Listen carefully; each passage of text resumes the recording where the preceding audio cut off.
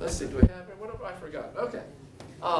And back with us again is Christine Luckritz, Marquis. Did I get that right? Good, okay.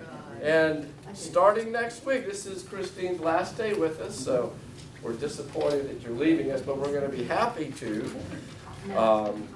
have Rabbi Gary Creditor with us next week to talk about Jews, Judaism, and Jesus. The class will explore what life was like for the Jews during the time of Jesus, what Jews thought about Jesus during his lifetime, the sort of Messiah they anticipated, and how Jesus was viewed through that lens. So please join us. But until then, Christine, welcome back.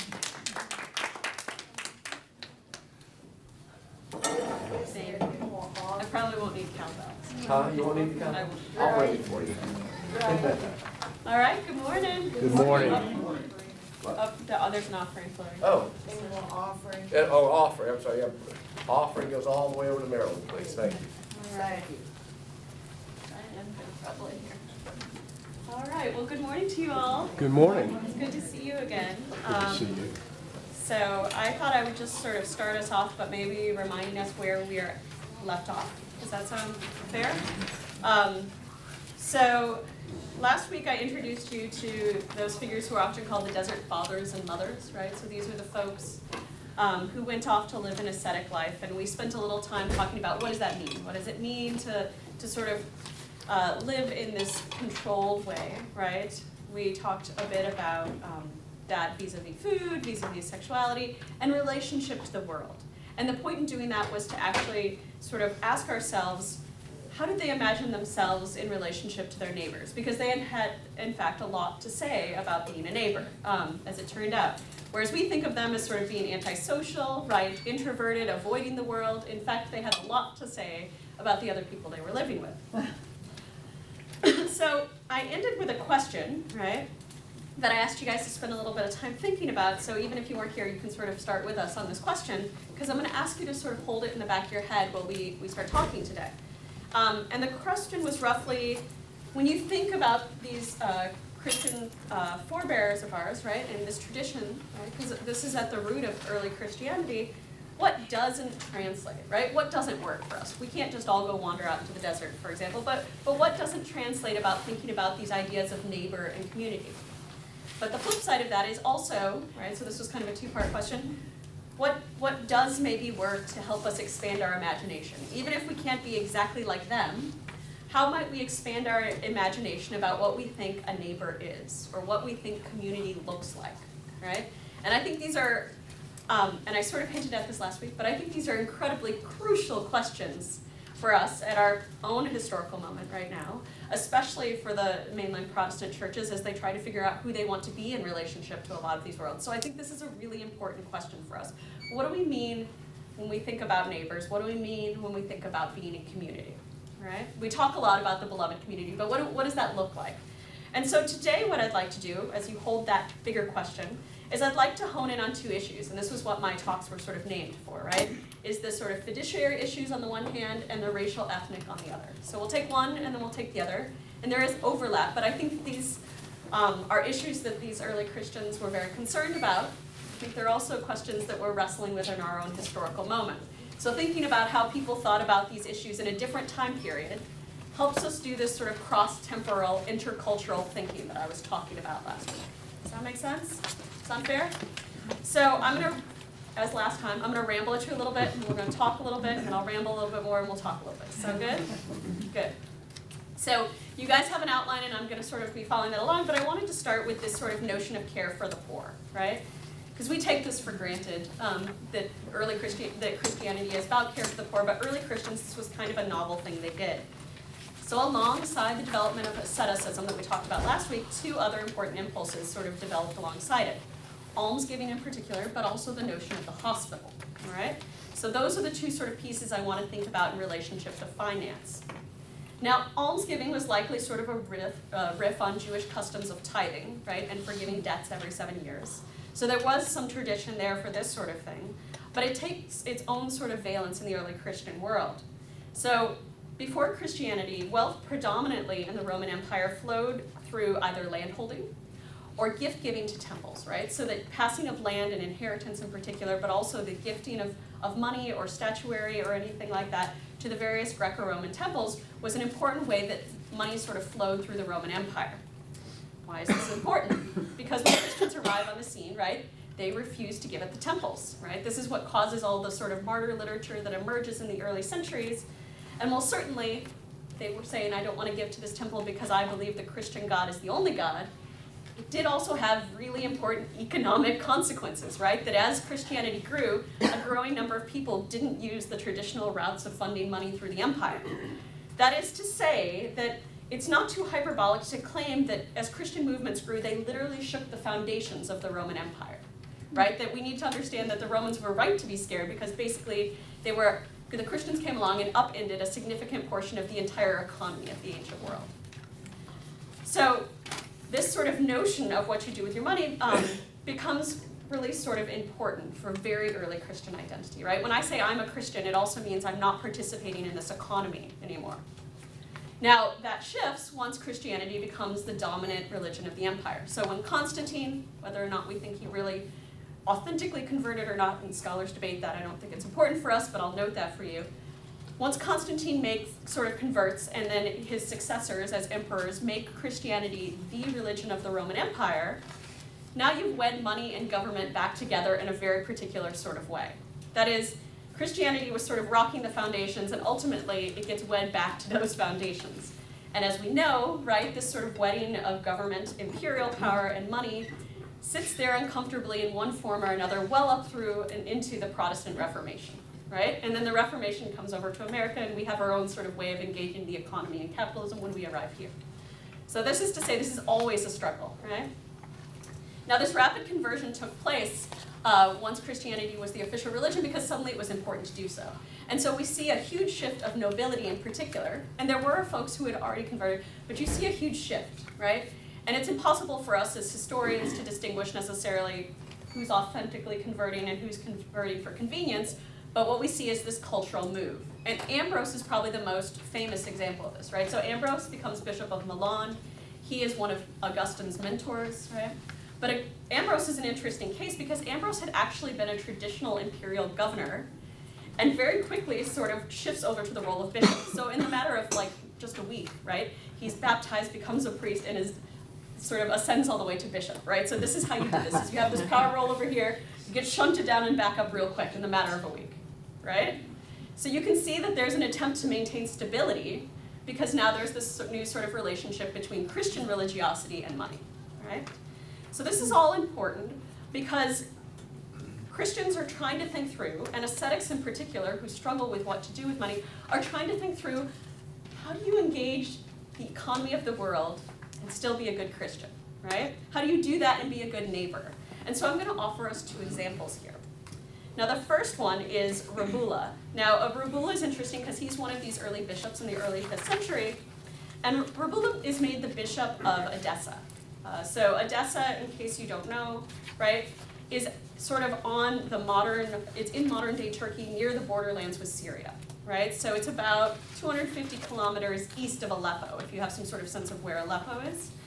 But Edessa was also on the borderlands in the ancient world. That is, Edessa was not so far between the boundary between the Roman Empire on the one hand and the Persian on the other. And from the 2nd, 3rd century on, you actually have a warbling of where that boundary goes, right? So that folks sometimes found themselves much more close to being Persian subjects than Roman ones. So Edessa was an important place because it was sort of invested with a lot of meaning about power and control and success of the Roman Empire. So it was not a light place to be bishop. But what's interesting about Rabula is initially, Rabula is a married man with a family, and he decides he wants to be an ascetic, right? He hears this impulse and he wants to devote himself entirely to God. Now, we've already sort of talked last week, and so we know that some of what they choose to do to devote themselves to God feels strange to us, but a lot of that actually is like our deep longing that any one of us at some point in our lives have probably had, right? Where you really just, you want to deepen that relationship with God, right? We know that feeling, right? And that's this sort of turn that Rabula takes, but in his culture, he has available to him the option to sort of shunt his wife off into what's like a nunnery and donate his kids to the local monks to help watch, and he takes over himself as a monk, right? So he's living this sort of ascetic life, and that's how he handles it. And there are lots of cases of this, right? So I can be horrified as a woman in our contemporary time that I could have just been thrown into some place I didn't want, right? But the idea was he wasn't trying to just shove them off, he was actually trying to send them someplace where they would be cared for, right? So when we read against the greatest historians, one of the things you need to hear is, right, there weren't a lot of places for a woman with kids to survive without a husband, right? And this is why we know, for example, the roles of the widows as part of the care for the poor becomes a thing for the church. So if you didn't want to do that, one of the ways is you found one of these communities to help care for your family. So pretty quickly, Rabula feels not just called to be a monk, but he feels called strongly to be a bishop. And so he finds himself as the bishop of Edessa. And this is sort of a tensive thing, right? Because being a bishop is a very worldly thing, right? I've just sort of laid this out in economy. And being a monk is like, I don't want to be too involved in the affairs of the world. I want to focus on God. So Rabula offers us an interesting test case, I think, right? So there is actually a life, if you want. It's an English translation. You can go look it up, read the whole thing. It's fun. But Rabula is known from the very beginning for his concern and care for the poor. This is one of his hallmarks of who he will be as a bishop, right? His notion as an ascetic and his sort of identity as a bishop wed around care for the poor. And so I quote here, "He straightway ordered that many silver vessels, which had been fashioned with care for the serving of 10 tables of clerics, be sold. He distributed equitably the price they fetched for the use of the needy. He also determined to sell the liturgical vessels of silver and gold which the church had, and to give the prices they fetched to the poor. Yet his order was neglected because of his community's contempt. At the request of many, he restrained from doing this," right? So the story tells you this is what he wanted to do, and then his community wouldn't actually let him, right? So he was restrained from doing this because the vessels were offerings of their earlier, now deceased fathers, right? Who had offered them to God for the redemption of their spirit. So what church has not had this experience where somebody donates something in the name of someone, and then you can't get rid of that thing even when you know you could do better with something else, right? That this is a tension that is already there in the early church. And so, right? No, this is totally every church I've ever talked about, right? Ever been in, right? This is a thing. And as a PK, I got to watch that growing up, right? Like I know that like people feel I really want to give you this needlepoint like altar cushion, and it's beautiful, right? But then what do you do with that 100 years later? This is a struggle, right? And it's a struggle, for example, if interesting history is tied to it, right? Which this is to point forward to our discussions about race and think about ourselves in Richmond, right? That I'm a member of St. Paul's Episcopal, and they've had interesting conversations about what do you do with that history, right? But for Rabula, to return to our ancient example, Rabula is thinking in particular about the fact that you have all of this value in these silver and gold vessels, and you have an entire hungry population, right? And his community won't let him sell them. Now, ultimately, he's able to sell some things, but pretty much he's one of those guys that's like living simply, right? Like he's like one of those, I will sell it all off, I will care for the poor, I will sell it all off, I will care for the poor. And his community is always restraining him in this life, right? But what he's attempting to do as fast as possible is sort of redistribute wealth to care for the poor, especially widows and orphans. So folks who didn't find themselves, like his wife and his kids, in a nunnery and monastery, respectively. Now, what's important to know is that Rabula was actually considered a rather unusual bishop. This was not the way you went about bishoping in the early 5th century, right? And as I just stated a moment ago, most of them were more folks like Ambrose, right, who had been governors and sort of shunted over, and so already knew how things worked, right? And Rabula is sort of a special case. So most bishops, right, were the new economic negotiators for their communities, gathering money, right, portioning off for the church, doing something celebratory, and then actually returning a piece to the government. That is, in some ways, the bishop's role, having become governor, and temples being displaced by churches, you had all the money routing in just the same circles as it had before, right? So anything that was sort of controversial about Christianity in the 1st century or two has been resolved and smoothed a lot by the late 4th, early 5th, right? So we're not like the economic rabble-rousers we once were. So Rabula doing this is troublesome, right? And it bothers his community. And these other bishops are inclined to use some of these portions for the trappings of wealth and success, right? How do you want to prove to a community that, you know, your church is successful? You pay for expensive tapestries, for silver and gold liturgical instruments, right? For large and decorated centers of worship, so you have these sort of big building projects, right? So you have this sort of mania to see who can build the biggest, most elaborate church in the 5th century, right? And Rabula says, no, I'm not going to participate in those. I'm going to do the contrarian thing and in fact refuse to participate in those, right? Anything you let me get rid of, I'm going to. I'm not going to build extra things, like I'm not going to build a big elaborate church, right? And so he restored buildings that already existed, right? The other thing he did though, and I'll come back to this in a moment, is he also helped use some buildings to make hospitals, right? So he in fact didn't make big elaborate basilica churches that you could feel very small in. He chose to use that money to care for the people around him, both directly in redistributing to the poor, and in the building of hospitals, all right?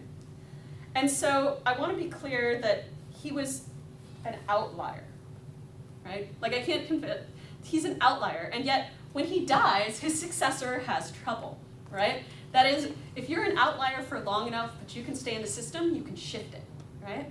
And so his successor, who's often referred to as Hibba or sometimes Ibas in the literature, replaces him as bishop. And Hibba is a much more traditional bishop than Rabula, right? So Rabula's the care for poor, steward of the poor sort of folk. Hibba comes in and wants to be a regular old bishop, right? He has no ascetic leanings like his predecessor. And so, by contrast, he pretty quickly finds himself accused of taking money that was bequeathed and therefore belonged to the church, right? Because he starts spending money that he shouldn't, right? He builds a new church called the Church of the 12 Apostles. He builds a big martyr shrine for St. Sergius, this famous saint, right? And he seems to have also gone about these churches that Rabula restored. He adorns them, just adorns them with crazy stuff, right? So he has a silver altar built for one of the established churches. Now, again, this is the norm. Bishops are doing this everywhere. But because the community at Edessa had gotten used to Rabula's impulse for the poor, suddenly Hibba's normal behavior becomes what's aberrant, right? And so I like this example because it gets us to shake up and think about what it takes to move the bar, right? What does it take for us to move the given expectation, right? In fact, the story of Hibba is kind of disappointing for Hibba because he is ultimately deemed a heretic, right? So his behavior is considered awful, and his sort of engagement with money in particular gets tied to language of him as a heretic, right? That his use of money indicates he must also be theologically errant, and so he's a heretic and he's condemned at a council. And at this church council, he's not just condemned as a heretic, but his use of money, his abuse, as the community sees it, of money, now refracted through Rabula, leads to calls for his death. Like, people want to murder him, right? He should be executed for what he did with the money, right? And he will continue to be this sort of central example for a long time of like how not to be with your money. So I always feel a little bad for Hibba because he was just trying to be like a bishop like Severus or anybody else, but in the wake of Rabula could no longer be that way, right? Now, I want to also offer a counterexample, right? Because last week I indicated that there's always ambivalence in a community, right? And the ascetic community is no different.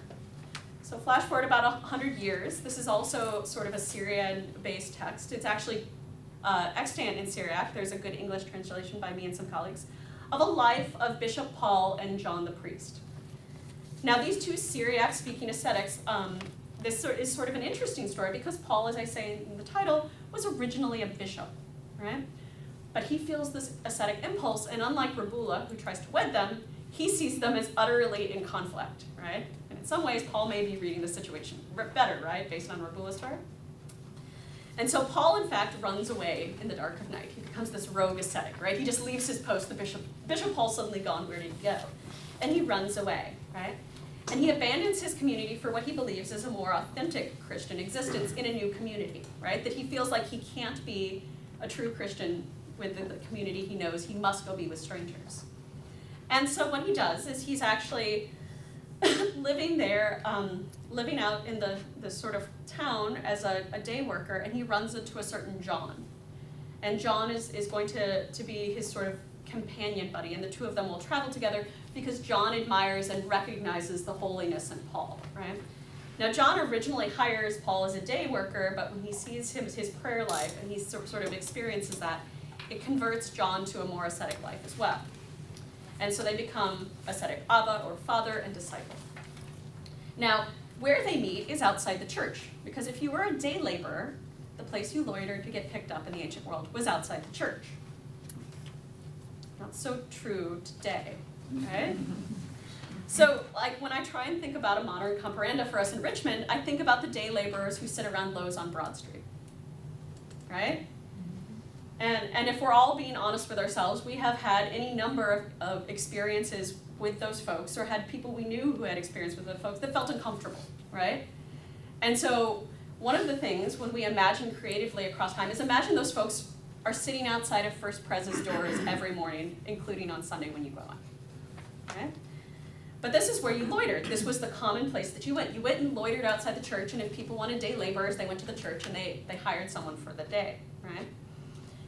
Now, what's unusual about Paul is, unlike these other day laborers who didn't have a choice, he had intentionally chose to live this way from day to day. And in fact, the day laborers might make a fair bit of money and be able to sort of like do more than barely subsist, but Paul would make money and would keep just enough to have a loaf of bread for the next day, and he gave all the rest away to the poor, right? So that he kept himself on this sort of borderline constantly, so he would remember what it was like to live on the borderlines of sort of poverty with the poor, right? That he chose to be on those boundaries. Now later in the story, when Paul risks being unmasked by a fellow monk as actually a bishop, right? Paul in turn threatens to expose his colleague's behavior, right? And what sits at this, right, is issues around whether or not Paul should be in charge of liturgical elements, right? Should he be the one distributing Eucharist? Should he be the one praying? But also, should he be the one in charge of money? That is, the story, when it ends, one of the things it talks about is this tension that sits in what's expected of a bishop now, even 100 years after Rabula. And it's expected you'll be a steward of money, okay? Questions about that so far? Good. Okay, so, yeah. No, yeah. What time period are we in? The 5th to 6th centuries. So, we're spanning about 100 years. So after Justinian or just? Right around Justinian, on either side of Justinian, in fact. Thanks. No problem. All right, so I'm really thinking with us about once the empire becomes fully Christianized, what do you do with money, right? Because I think before that we're very contradictory, and that's wonderful, but I think that's harder to live out than being the people who are wed to the economy the way we are today. Thank you for your question. So we have this sort of almsgiving, the care for the poor, right? This ambivalence about whether or not you can have any position of power and still be able to do that, if you sort of compare Rabula and Paul. But the other really interesting thing that I brought up is you have the development of hospitals. And in fact, hospitals develop among ascetics, right? So this is not a separate sort of thing. This impulse for the care for the poor is early Christianity-wide, but the people who are doing it most intensely, like Rabula, are also the people who are founding the first hospitals. So hospitals are something we take for granted, sort of, right? That you're going to have the hospital is going to be there. Even if we as a country are arguing about what we think we should do about health insurance, we don't have any sense of a world where hospitals don't exist, right? But in the ancient world, right, before Christian hospitals, if you were sick, you might go to a shrine of healing if you could afford it, right? You might pay for a doctor if you could afford it, but many in the ancient world could not. And this is not a small matter in a world before antibiotics, right? So it's, again, also hard for us to imagine you get a sinus infection, that's likely to kill you in the ancient world, right? We have the weather go up and down, we get a sinus infection, we feel like crap, we take an antibiotic, we feel better, right? But that was potentially a death sentence in the ancient world, unless you could afford to go to a shrine or to a doctor, which most people could not. So to sort of circle us back to something that came up last week, there was this question about lifespans, right? And that people didn't live very long. And I gave this answer, which is true, but only partial, because I didn't want to betray my whole hand. That ascetics, part of the reason they lived longer, right, is they lived this lower caloric diet. They tended to eat vegetarian. But the other piece was they formed hospitals. So once they lived in community, right, and they did live in community, they built these amazing communal structures. So again, these people that we think of as antisocial, right, are actually built some of the most foundational communal structures that we still all rely on. And so this begins especially, we find early examples in Middle Egypt in the 4th century, where a certain Pachomius, who had actually formerly been part of the military, builds this monastery. So he has a very intentional community. This is tighter than the sayings that we talked about last week, where they're all living in one sort of compound together, right? And you would rotate through the various tasks, but there was a hospital that developed. And pretty quickly, that hospital wasn't just for the ascetics the monks who lived in the community, but for anybody who came to visit as well. and there were a lot of visitors. That's another topic I could come and talk about another day. But people came to see the monks all the time, right? And so people came to see the monks and also to maybe visit the hospitals if the hospitals got more famous. And it's really interesting, right, that you have this sort of shunting of care now through the monks, right? That they are the ones such that you eventually have doctors being attracted to the ascetic life and then becoming the doctors, right? So you stop sort of revolving roles where you're the baker for the week, but the next week you're the doctor, and you actually have people with specializations coming in and helping to fill this expertise. Now, a scholar in town, actually, so I'm going to give a shout out to another historian at VCU, Andrew Crislip, if you don't know him. This is in fact, his first book, and it's really interesting. And he talks about the ways in which the development of hospitals in monasteries, right, and ascetic-leaning bishops, like Rabula is the example I give, right? So Rabula builds a hospital because he has this ascetic impulse, but he also has all these amazing resources, right? He has these buildings he can choose what to restore for.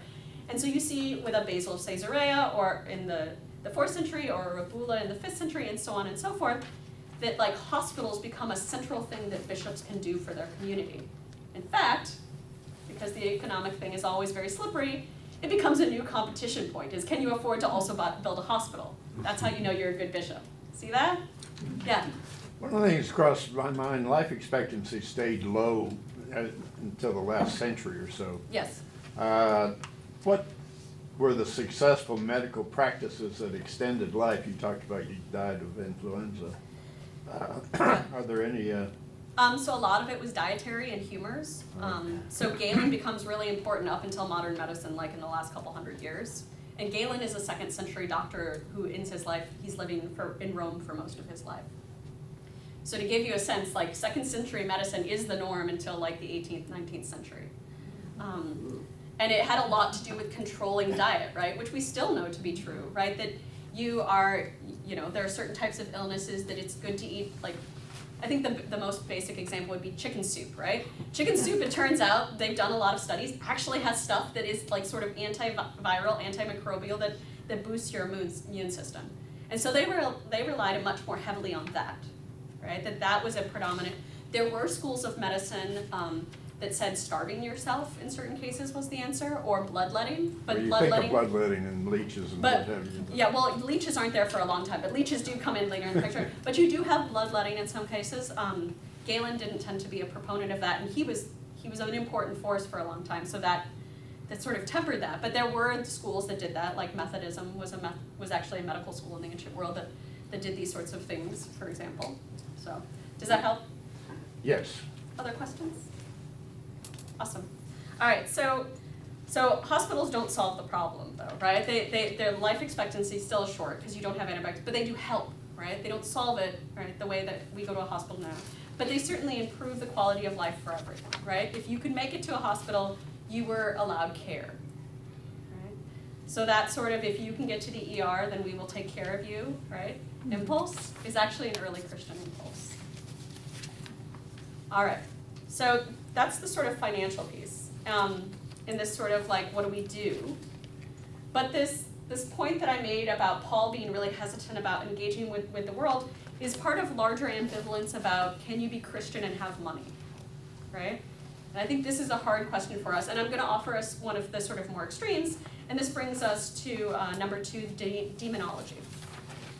So to back up into the 4th century for a moment, a rather famous monk who ends up living out there at the end of the 4th, dies just before the turn of the 5th century, is Evagrius of Pontus. And he is famous partially because he was a protege of the Cappadocian Fathers who helped insert the Holy Spirit into our Nicene Creed, right? Important sort of bishop figures.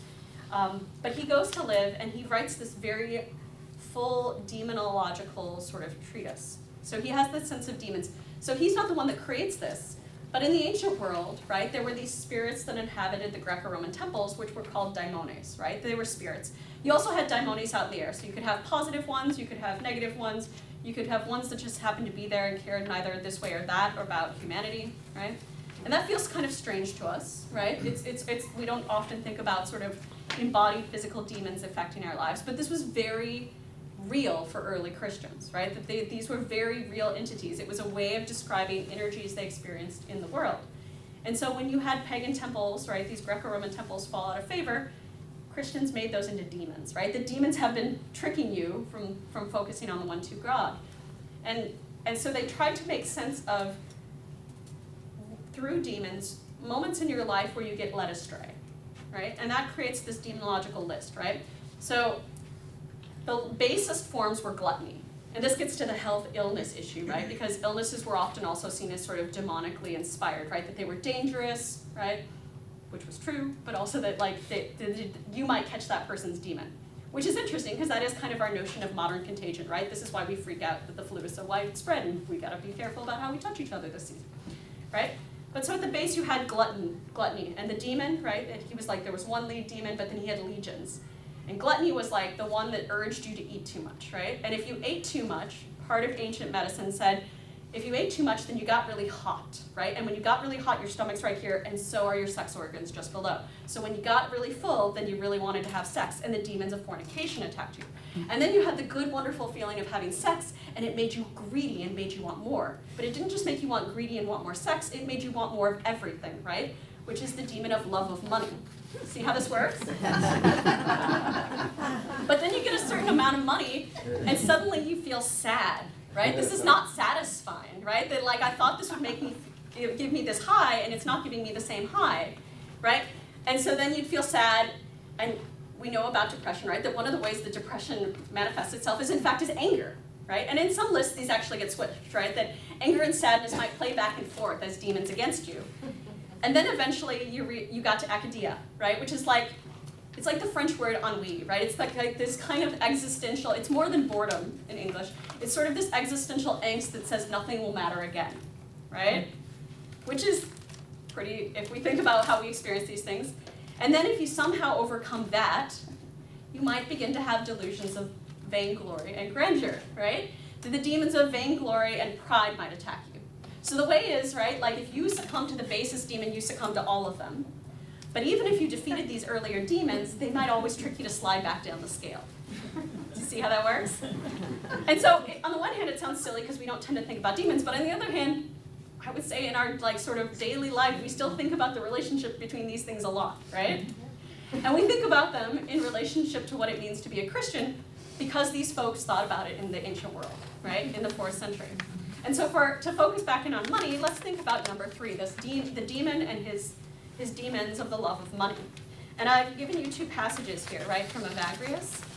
So the first one, often constrained by the most severe renunciation, he immediately pretends to be the administrator and the friend to the poor. He generously receives guests who are not there. He sends assistance to others who are in need. He visits the city prisons and buys those who are being sold. He associates himself with wealthy women and indicates to them who should be treated well. And those who have acquired an ample purse, he advises to renounce it. And deceiving the soul little by little, he encompasses it with the thoughts of avarice and hands it over to the demons of vainglory. So, talk to me about the behaviors that we see here. What are the dangerous behaviors?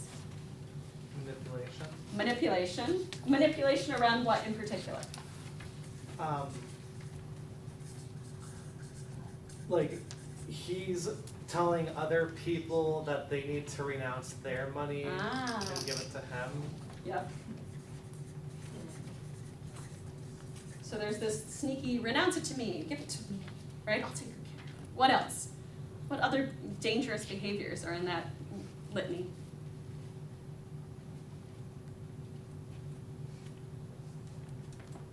Lust, because it specifies that he associates with wealthy women. Aha, women are a danger, right?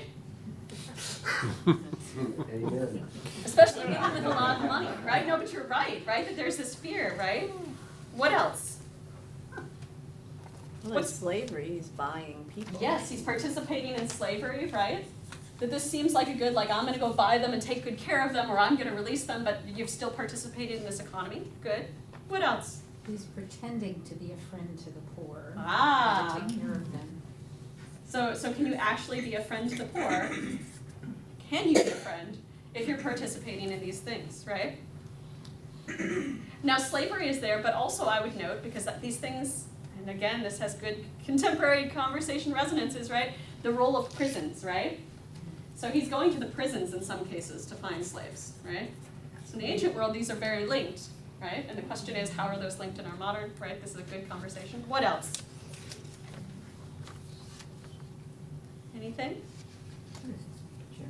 Deception. So yeah, so there's deception, right? What does it mean he generously receives guests who are not yet there? Ah, what do you think that means? Yeah, not just you, but what do you guys think? What do you, that, because this is exactly what I'm. What is it, what do you think it means to receive guests not yet there? What do you think this person that is tricked by the demons doing? He's hallucinating. Well, maybe hallucinating, But no, he's prepping for the opportunity to perform hospitality for people who aren't there yet, right? So hospitality is very old and very important to early Christianity as well, right? But hospitality, as we know in the church, right, good coffee hour, takes a certain amount of money, right? You have to be able to, even if it's just a really basic sort of coffee hour, it takes a little bit of money, right? So this person is like having this grand sense of hoarding well, so that at some future point they can enact hospitality, right? For guests that aren't even there yet. So it's not certain that the guests will ever come, so they can just drink all the coffee themselves. Precisely, right? That it's very tempting if you're somebody who's not eating a lot to do this, right? Good. All right. And then similarly, you have this second passage from Evagrius, because he actually has this entire treatise called Talking Back, where if a demon attacks you in a particular way, he tells you what piece of scripture to say to thwart it off, right? That scripture was in fact a weapon. And so in this case, right, that if somebody tells you that you should be preparing for hospitality, right, for refreshments for the brothers, hold back a bit, you're going to articulate Kohelet 5:9, right, and know that all that you're doing is vanity, right? You're going to remind yourself, but you're also going to send that demon running. So especially the second example counters the extent to which an individual brother could collect belongings. That is, here the notion of community becomes crucial, right? If one gathers on the pretext of caring for one's neighbor, rather than truly sharing communally, then you fall into the risk of demonic temptation. So it has to do with individual versus community, right? So again, these folks that we think of as not communally minded are in fact terrified of what they do if they take things and own them for themselves. Now we'll hold that for a second because I want to talk really quickly about the other thing which I brought here today, which is conversations around race and ethnicity in the ancient world. Which brings us to other bodies in the desert, right? So we have not just these demons living out there, but we have people who are often known as barbarians. So I'll talk about those in a minute.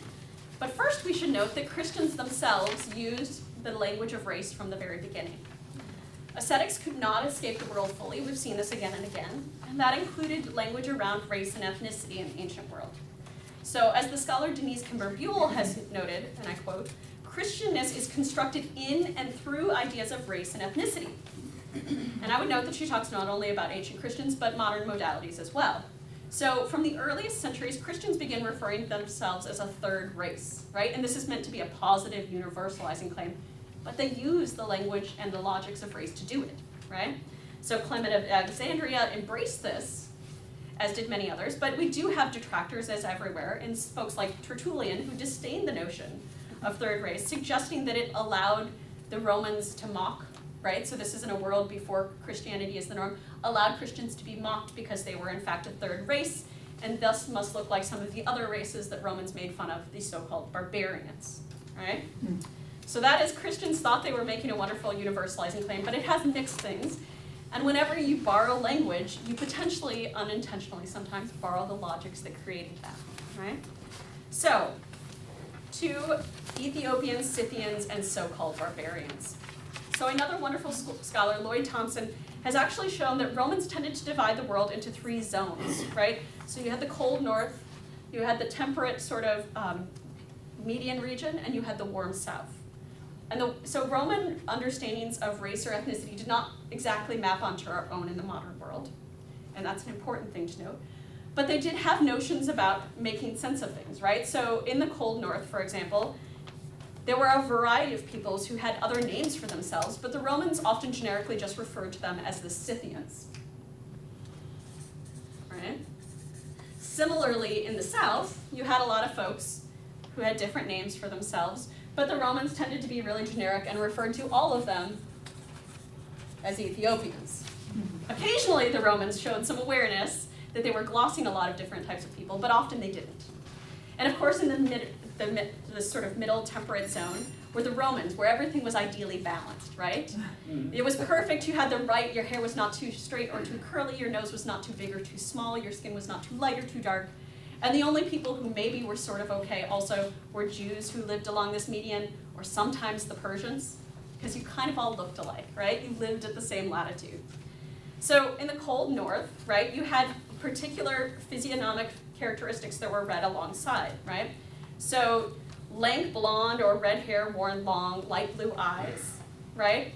And these were tied to weaknesses that the Romans saw in the Scythian people, right? So my lank straight hair, despite my attempt to curl it on a rainy day, indicates that I'm stupid and lack culture. My children and my husband's red hair indicates that they're beastly, greedy, and shameless. Our pale skin shows that we lack manliness, a bigger concern for them than for me. But the ruddiness of our skin indicates that we are crafty and deceitful. And my blue eyes indicate that I am savage and, again, lack culture. So I'm sorry you guys got stuck with me. Similarly, in the South, there were readings of bodies, and these feel more uncomfortable for us, right? That woolly hair indicated cowardness, that very dark black hair indicated cowardice and greed, right? That black skin and eyes indicated cowardice and craftiness, right? That is, as Christianity became a religion of the Western, what would become European North, this racism of one type fell out, but we carried the other one with us, right? And this is one of the things we still struggle when we came over to America and carried it with us with modern notions of slavery. And so they're not exactly the same. Uncomfortableness about race sits at the root of our tradition too. And I think this is important for us to hear, right? That these things aren't separate, that being a good Christian doesn't mean we're a third race and we erase it. It means we look at it because this has always been part of who we are. And so I'm going to give you two stories really quick about Moses the Black, who's one of these desert fathers that I've been talking about. So another day when a council was being held in Scatus, the fathers treated Moses with contempt in order to test him, right? And they grieve him and they dismiss him, and they tell him that he's a black man and doesn't get to come among them, right? And he just walks off. He doesn't complain at all. He thinks this is acceptable behavior. And then another time, the archbishop throws him out of the sanctuary right after he's had the ephod placed on him, and he's supposed to be, sort of given this position of power because he's all black, right? And he says, "They have acted rightly concerning you, for your skin is as black as ashes. You are not a man, so why should you be allowed to meet men?" And this is the problem, right? Is that this Roman notion of race that Christians tried to absorb with third-race language, right, that they didn't ever fully escape as early Christians, said that these people were less human, right? That he wasn't a full human being, right? And this worked really well for Romans because as long as they kept people as not fully human, they could justify their empire, right? And they could justify the wealth that they kept in that empire. See how these things are coming together? And early Christianity was wrestling with both of these pieces, but neither of them with any more satisfactory answer than we have, right? That is, we're not going to go back nostalgically to the first centuries and find this idealistic place that we'd hoped for. And that can hurt, but that can also be a great comfort, because what that means is Christians have always been human and they've been struggling, though in different contexts, with the same things that we continue to struggle with today, right? And then finally, I'll just share that at the very end, and I find this troubling and I write about this in my research, there's supposed to be a so-called barbarian attack on this monastic community, but the only one who actually we have any record of dying is Abba Moses, right, whose body was problematic, and his 7 sort of disciples. That doesn't feel good, right? And so the temptation when I tell you a story like this is to be like, well, I didn't think that great of the ascetics anyway, I don't have to think about this, right? But I put this at the end, right, pedagogically, I'll be transparent here, because I've made a strong case for you that in fact they're a lot like us, that they're at the root of our tradition, that they've given us a lot of good things like the hospital we don't want to throw out, and so we have to wrestle with the bad things we may have inherited from them unintentionally as well, right? That we might, even if we are all good folks in here who are not racist internally, might still participate in systems that we borrowed unintentionally. Does that make sense? And so the question is, like, how do we think through these traditions? How do we not just ignore bad parts of our past? In the far past in the early Christian tradition, in the more recent past, right? The historian, I said last time, the historian in me says that history telling is an ethical act, right? So if you weren't here last week, that was my big punch at the beginning, it's an ethical act, right? That there are facts, right? There are texts and materials, and we can't change those. But the pieces we pick up, the stories we tell ourselves, can be very edifying in lots of different ways, right? They can be stories that make us feel good, though the Desert Fathers last week would warn us about puffing ourselves up with too much praise, right? But also we need to tell ourselves these complicated stories about the humanness of those who came before us, right? And so I think that in some ways, these stories that are weird or strange or uncomfortable, what I called last week radiant, following my colleague Catherine Jen, invite us to think in really new imaginative ways about what we assume is true, right? And so I began with a question, and I'd like to spend like just the last little bit of time talking with you guys, right? As I promised, I won't just ramble. I began with this question more broadly about what can we not take, right? But what can help us imaginatively think about neighbor and community, right? And so I want to hone that in a little bit now that I've shared some more explicit examples that I think relate to our modern time period, and ask us to think, how might we live differently? How might we be transformed if we intentionally engage those who disturb, trouble, and even frighten us, not as things to be afraid of, as things to avoid, but as neighbors who reflect God? And that brings us to this very last saying of Abba Paulo that I've given you, right? With regard to receiving the brethren, the same Abba said that one should bow before the brethren who come, because it is not before them, but before God that we prostrate ourselves, right? So what do we do if we assume the people that we're inclined to avoid, right? People at office that you don't like, people that you see on the street that are homeless that maybe make you feel uncomfortable. What if we start looking at those folks and really trying to see the face of God there in the place we least are inclined to? How does that change who we are? How does that change what our notion of neighbor is? And how does that change us and make us maybe more the beloved community we all want to be? So, questions, thoughts? Yeah. The demonology list, is that something totally created by Christians, or was there some of that in the previous culture? There are demonological lists in the same sort of ways. There are there are texts that will describe certain demons, some of them good, some of them bad. But this particular sort of thing is a very much Christian thing that happens in the 4th century.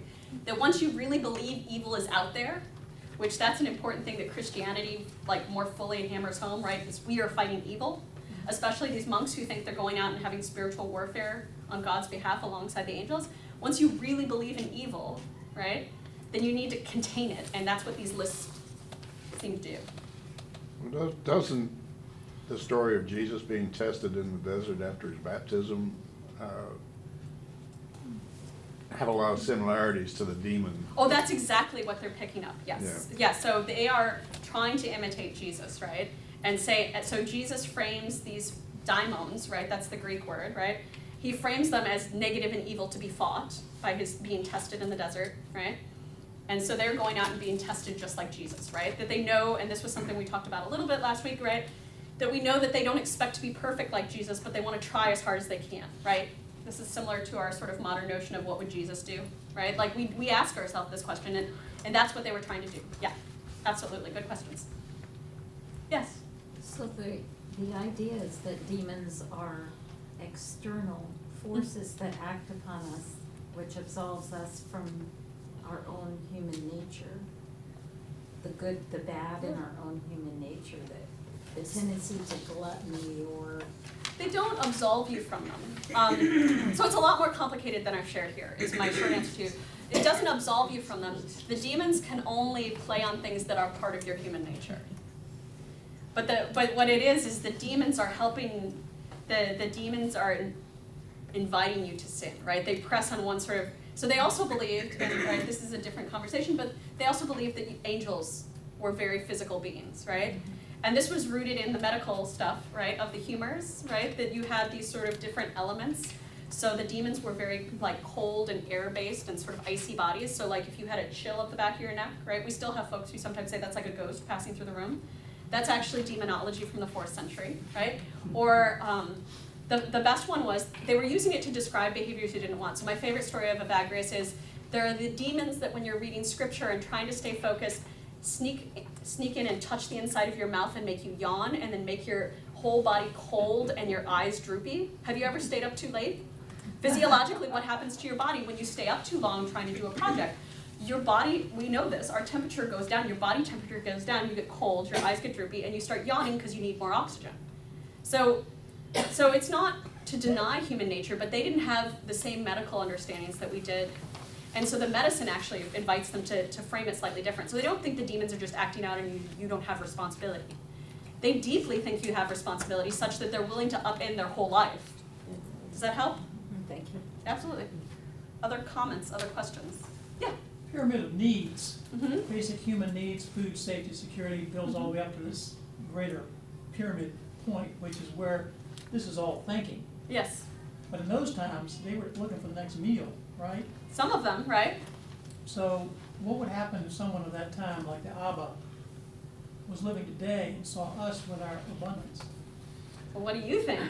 I mean, I think this is the question, right? Our abundance here in the United States, right? Like, let's be really precise. And our abundance in certain classes of the United States, in certain places. Let's be even more precise, right? What would they say?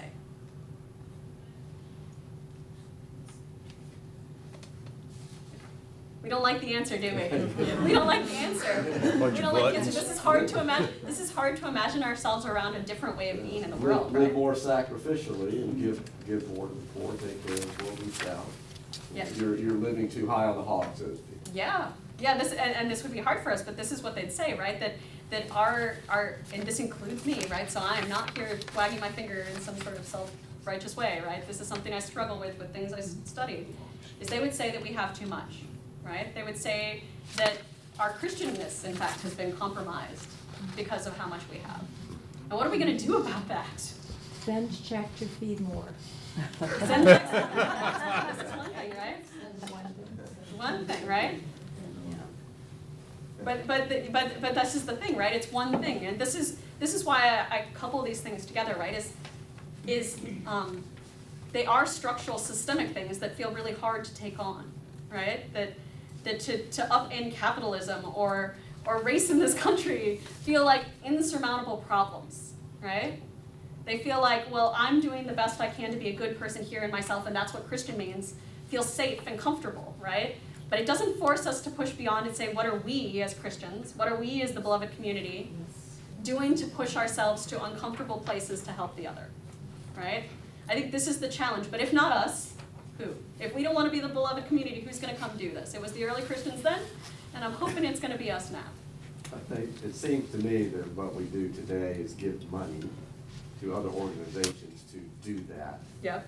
for us, right? So we're not the ones actually, at certain times we are, like, I mean, we host Caritas here at the church, by example. Yep. So we are touching and engaging with those people, but largely it's more about we're gonna give money to Caritas or give money to another organization Yep. or something that are actively engaged in trying to deal with these people. And this is good and important and more than doing nothing, so I'm Right, not, exactly. but like, this points to the way in which the structures bind us, right? That we can't imagine our way out, which is why I talk about this as an imaginative exercise. And I don't expect us to solve it here today. But this is why I go and talk, and this is why I'm passionate about what I do, is like, how can we use history to help us imagine whole other ways of being? Because things seemed like they were always gonna be that way in the Roman Empire, and we know they're not because they're like this today, and it's different, right? And in the future, things can be yet different again, and how do we, as Christians, help build a thing that is good and just? Neighborly and community driven. Yeah? Is this the same Moses who led the Exodus? No. No. Oh, No, this is a monk living in the 4th century. Thank you. You're welcome. Thanks for the clarification. Anything else? Any other pressing questions you just want to generally ask me in the last minute? It's a lot to digest, so I appreciate for you guys hanging with me, because I do think it's important, and I think it's important to just take time to think about these things sometimes. Well, thank you for being with us the last 2 weeks.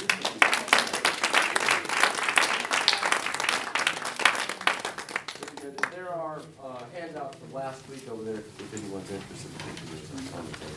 Yeah, this week and last week. Thank you guys for this opportunity. Thank you so much. Thank you. Thank you. I know. Well, I hope it was. Yeah. I know it's not easy.